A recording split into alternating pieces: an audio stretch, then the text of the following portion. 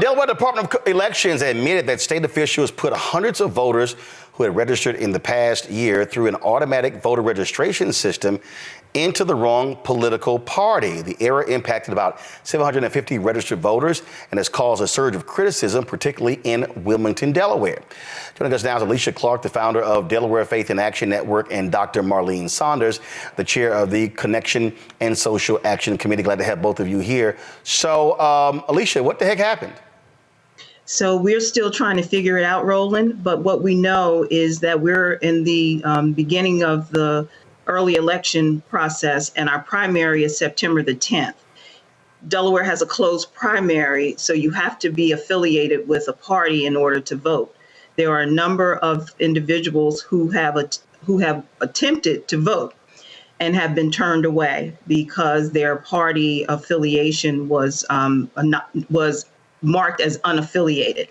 So it's causing a great deal of concern on our part. We're a relatively small state, and we know that turnout for primaries is often low anyway. So 750 people being unaffiliated and their parties not being correctly noted on their registration cards is a major problem here. We've been in contact with the ACLU, we've been in contact with the Department of Elections, and there's not a sense of urgency in terms of really addressing this that meets our satisfaction. So we're sort of, putting an action plan in place to try and connect with as many people as we can to troubleshoot, but there absolutely must be more accountability and action taken from the Department of Elections to fix this problem. How it started, Roland, is last year the DMV implemented this new voting program, which is a great idea for people to be able to register at the DMV when they're there for their license and other matters. But it's a complicated process, and if you don't identify when you're registering or take the next step to identify your party affiliation, it puts you on the rolls as unaffiliated, which then eliminates you from being able to vote in the primary. The other thing that we're finding out, and I'll let Dr. Saunders speak a little bit more to this because I'm upstate, she's downstate. The other thing we're finding out is in some instances, people were registered Democrats, but they're showing up on the rolls as unaffiliated. And in some instances, people were registered Democrats and they're showing up on the rolls as Republican. So there's a lot of inconsistencies here in terms of what's happening, and the Department of Elections has not been proactive. Marlene, at that particular point, again, what some people don't realize, look, I'm from Texas, and you can pick which primary you want to vote in, but when you've closed primaries, this is a big deal, and these votes can make the difference between somebody winning or losing in their primary.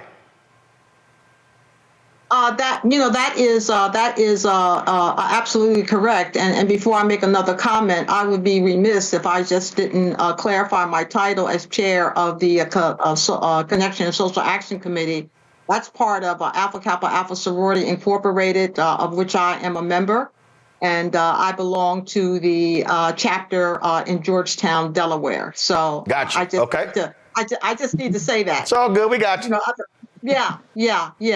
And I think the reason that this issue is so important is that while on the one hand, this automatic voter registration, is a good idea, when glitches occur and negate a person's status in terms of voting, it does diminish the capacity to vote, particularly in an area like Wilmington, Delaware, which is the area where Alicia has been concentrating, where the population is 53%, African American. So, we're trying to advocate for people to vote, and people are embracing that. But if glitches prevent you from voting, then, the opportunity to put certain people in office is contaminated. And look, you've got, so when were the primaries in Delaware? The early voting started in August 26th. It ends on Sunday. The actual primary is on Tuesday. Wow. So they still haven't So 750 some odd people, and y'all know is that number. Is it more, Alicia? Well, we don't know. We don't know. That's the number they're giving us. And what we have said is if you've been able to identify 750, then those individuals should be contacted directly so that they can come into the DMV or go to the Department of Elections and have this matter resolved. The way the Department of Elections has handled the matter is here's a number, call us if you have an issue. And that doesn't work because some people show up to the polls. They're told, here's the thing, Roland.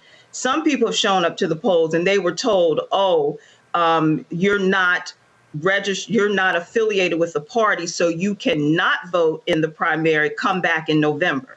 And we have verified these stories. Now, the other interesting matter here in Delaware, we have two candidates running for mayor of Wilmington. One is Miss Velda Jones Potter, who is a former state treasurer and city treasurer here who's running. And our governor, our current governor, is running for mayor of Wilmington.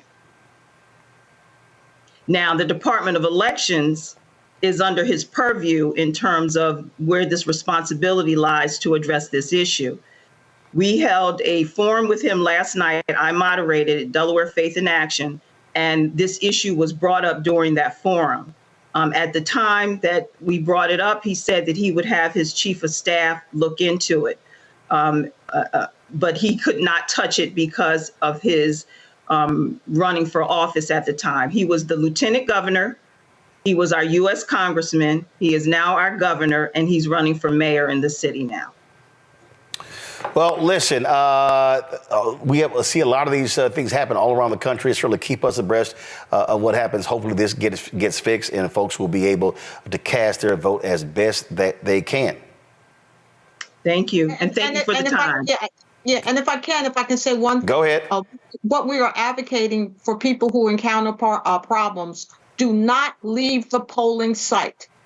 Do not leave until your problem is resolved, or you get an explanation as to why you're not able to vote on Tuesday. So again, we're telling people if you encounter a problem in Delaware voting, either during the early voting period, which ends on Sunday, or on Tuesday, primary day, do not leave the polling site. Ask a poll worker to give you on-the-spot assistance, or ask for an explanation as to why you are not able to vote. All right. And they just put up the number for people to call the ACLU because we're tracking the issues here in Delaware. All right, then. Well, we appreciate it. Thanks a lot. When you talk about blackness and what happens in black culture, we're about covering these things that matter to us, speaking to our issues and concerns. This is a genuine people-powered movement. There's a lot of stuff that we're not getting. You get it, and you spread the word. We wish to plead our own cause. Too long have others spoken for us. We cannot tell our own story if we can't pay for it. This is about covering us. Invest in black-owned media. Your dollars matter.